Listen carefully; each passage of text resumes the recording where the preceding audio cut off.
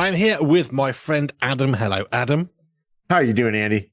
We're fine. We're not going to talk about this, but off air, you and I were just doing angry old men again. I know.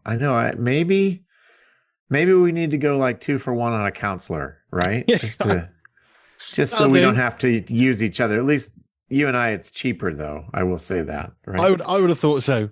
Yeah, there's a discount on bearded people who need therapy because they're getting Discount old. on that's right. I Bearded think people who so. need therapy. I That should like be a it. new I thing. I will vote Andy. Yeah, Yes. therapists That's and a great counselors discounts to bearded people. there you go. There you go. Right. Adam is from Plugged In, and we do movies and books and games and CDs and YouTube and all sorts of stuff. Where All would you like sorts to of stuff. kick us off today, then? Let's start with the big movie this week, which is a Minecraft movie. And I think it's telling that this movie's title starts with the indefinite article, if we can go back to our grammar school days of a. It's not the Minecraft movie.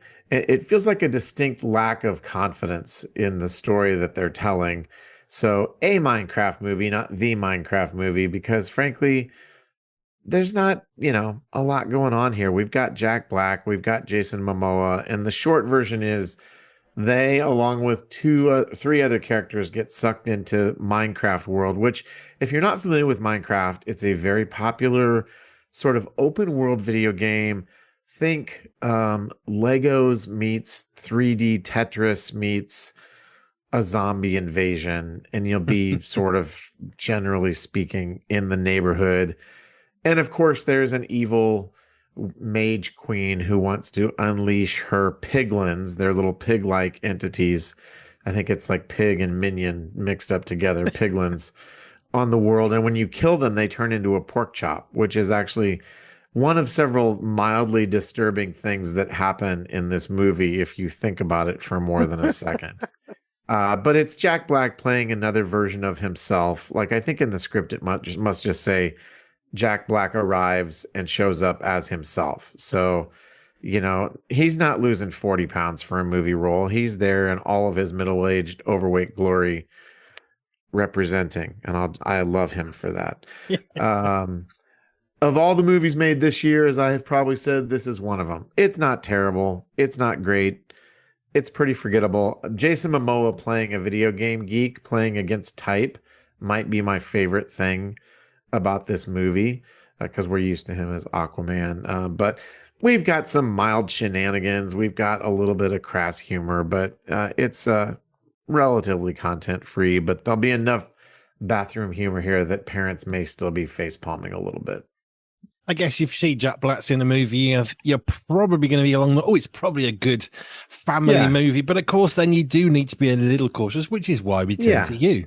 exactly. That is why we turn to us. So you can read our full review at pluggedin.com and shameless advertisement.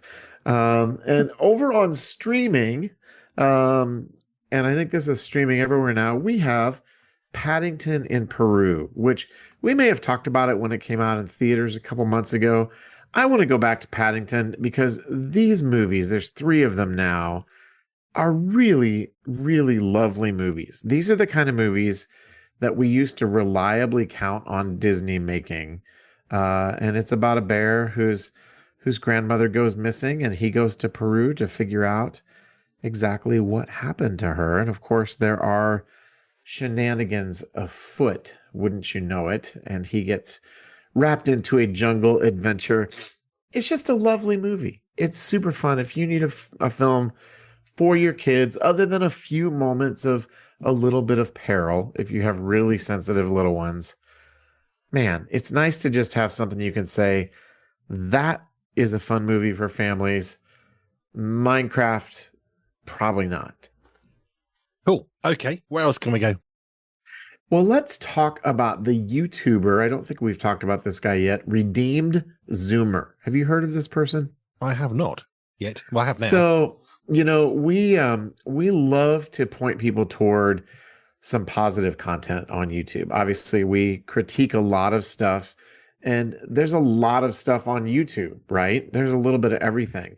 And Redeemed Zoomer is a guy named Richard Ackerman who has taken a real interest in theology. And so he explores all sorts of deep theological questions and offers, I think, pretty accessible, pretty easy to understand explanations of the things that he talks about.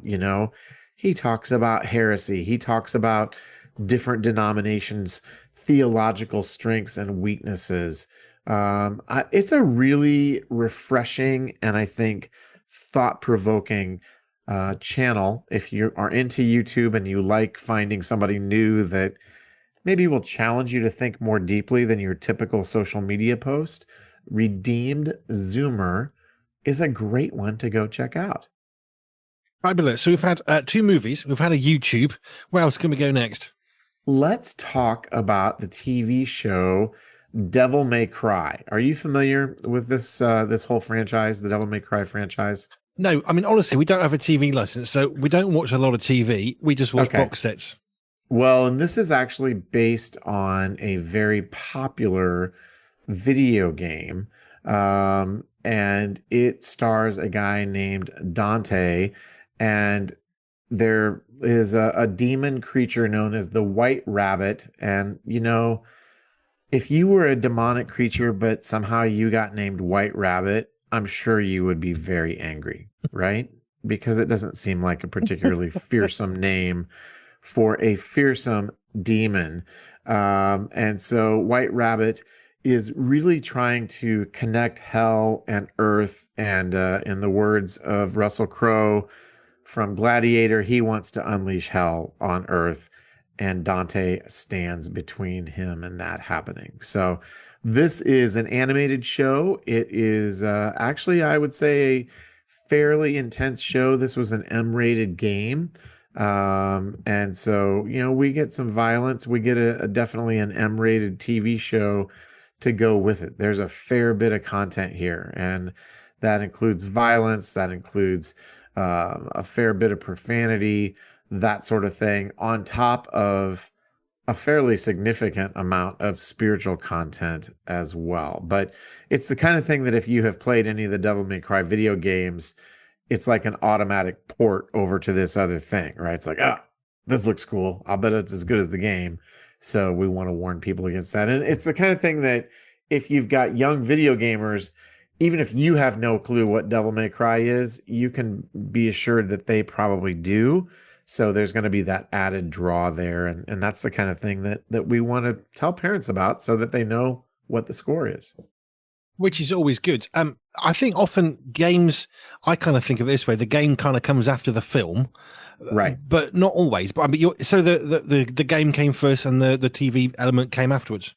That's right. And I think we see it both ways these days. I mean, we see the creation industrial complex, video games, movies, TV. Everybody wants to maximize the franchise brand power in every direction, right? So we've got video games that become movies, usually bad ones.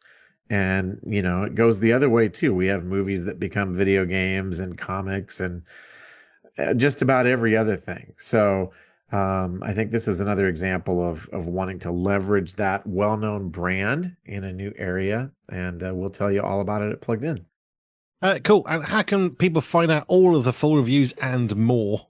Yeah, we are a ministry of Focus on the Family here in the United States, and you can find us at pluggedin.com. And we have a weekly podcast where we have conversations broadly similar to this one. It is at thepluggedinshow.com, and we would love to have you come check us out. Adam, thank you. We've rattled through a few for today, and we Yep. will see you again, God willing, next week. Sounds great. Thanks, Andy.